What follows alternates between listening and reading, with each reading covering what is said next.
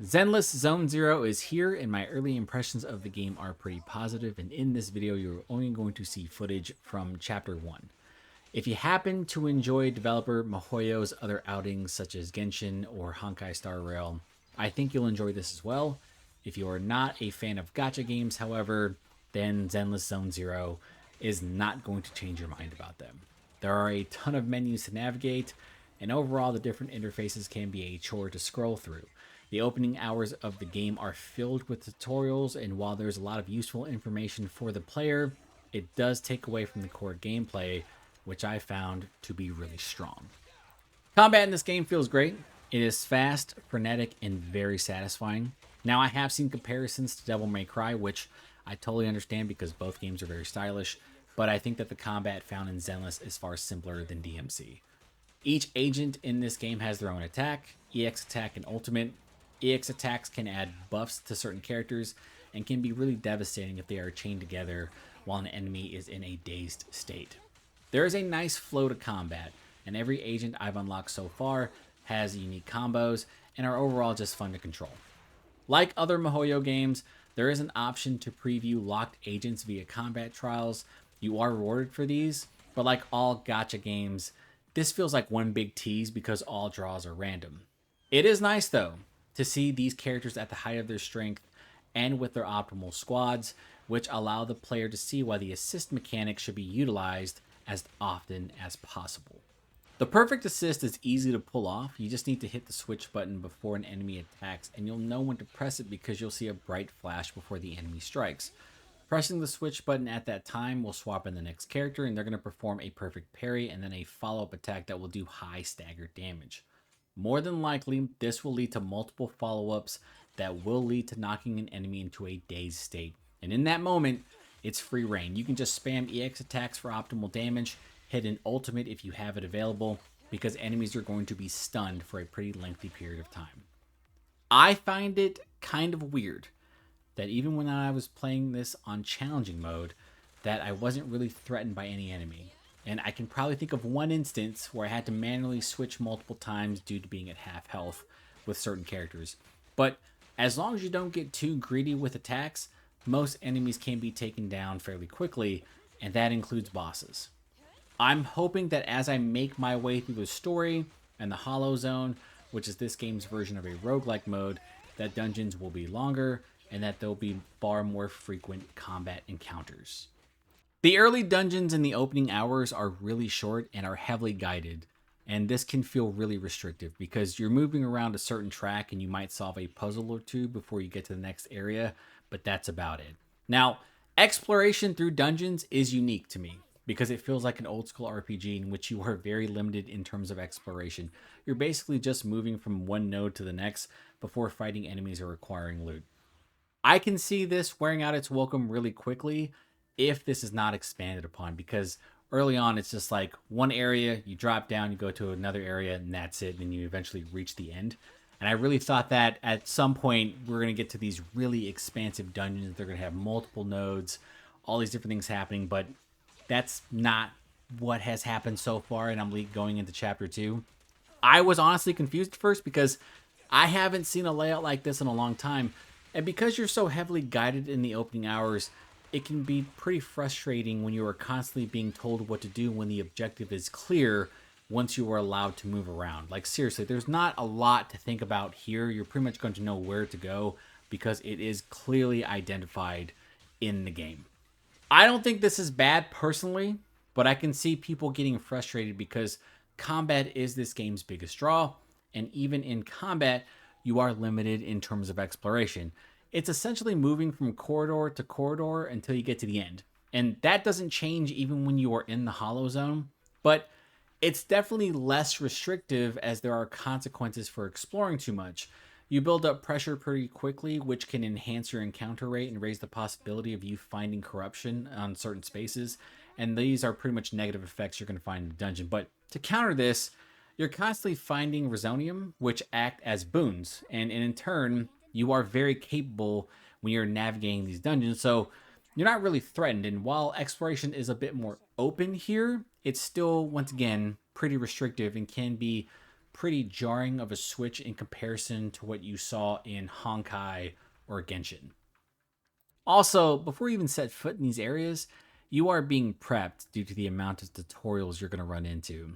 I don't think this game will let you fail, because unless you choose to ignore everything that gets thrown at you, I don't think there's a chance of anyone being unprepared for a certain combat scenario or running through a dungeon.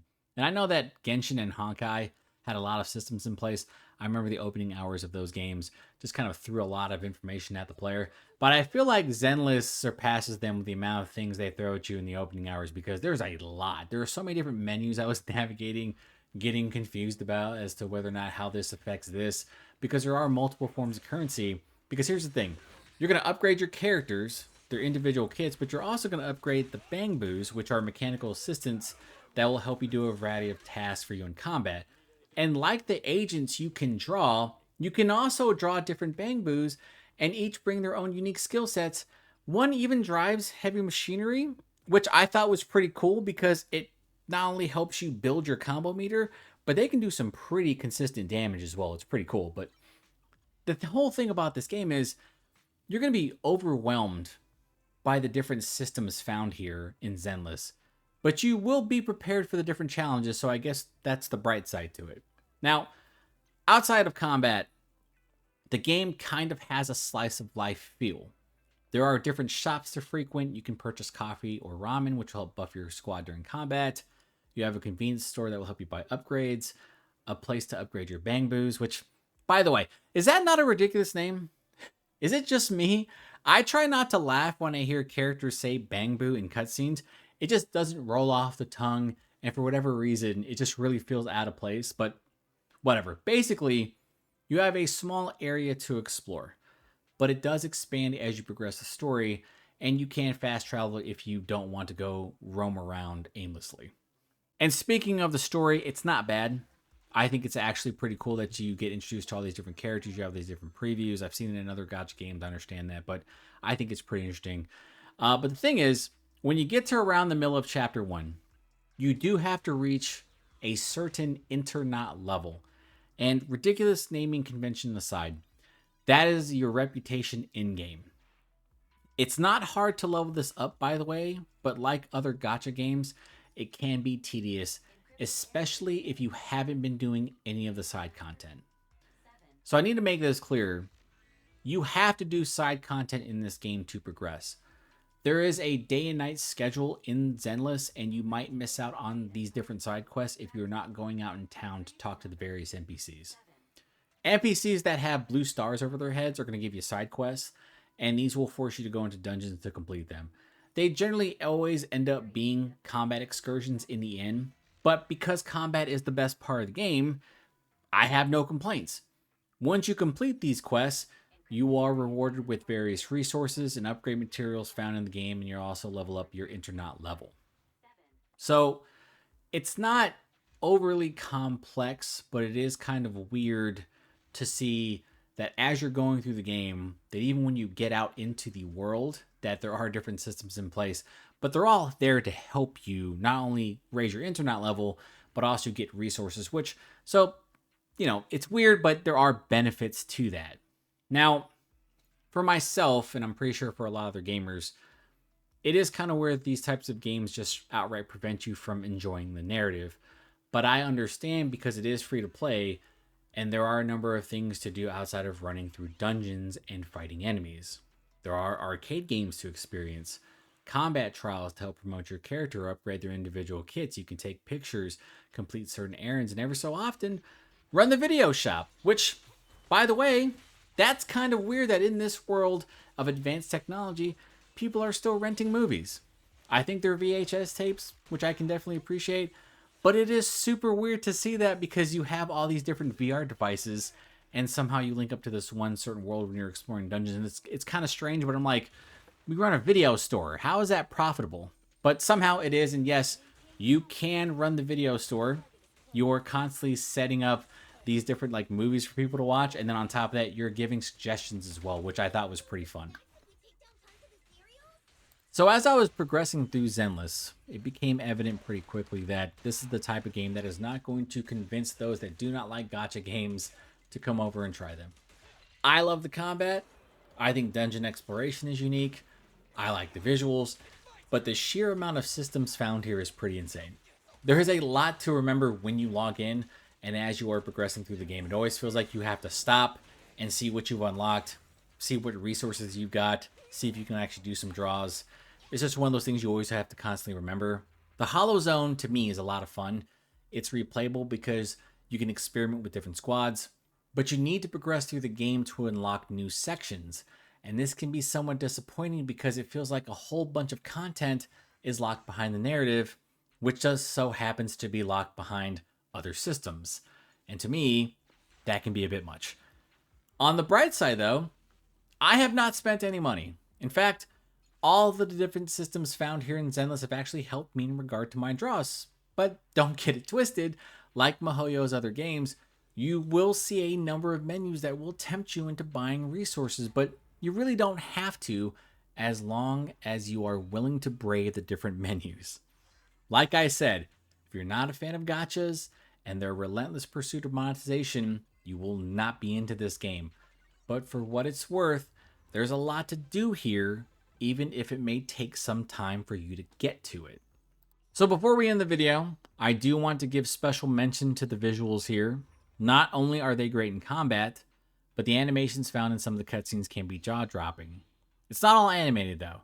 Most cutscenes for the story are done via comic strip, which may be disappointing to some people, but I think the art found there is pretty good. When the game does pull out all the stops, however, like during your first time through the Hollow Zone, it can be really exciting. She's over there!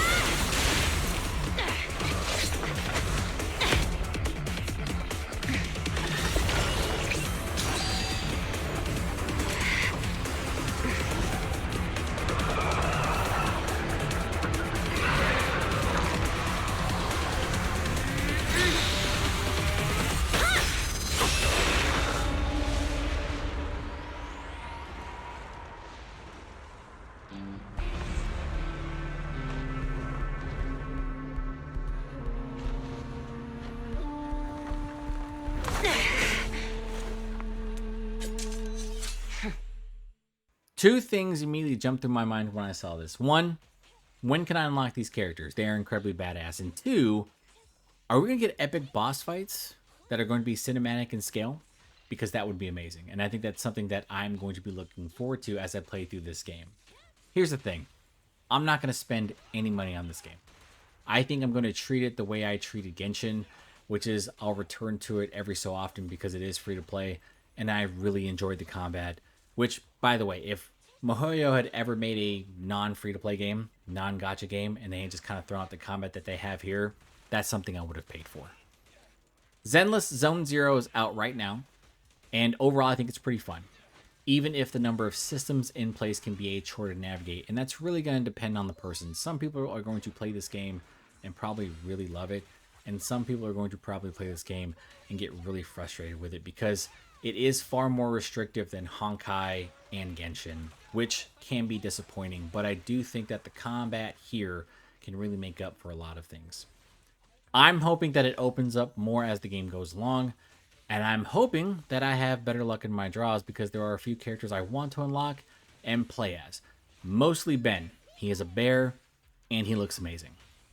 And that's going to do it for this video. If you happen to like the content, please consider like, sharing, and subscribing. I am Ken from Pixelated Thoughts, and don't let the Gacha Man get you.